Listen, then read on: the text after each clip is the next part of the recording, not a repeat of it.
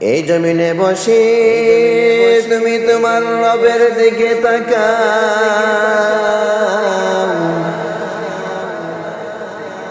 এই জমিন থেকে তোমার রব সবকিছুই দেখতে পাচ্ছেন, কিন্তু তুমি রবকে দেখো না।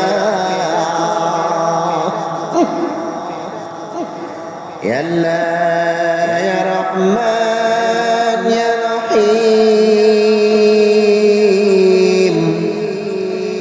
ইয়া যাল জালালি ওয়াল ইকরাম।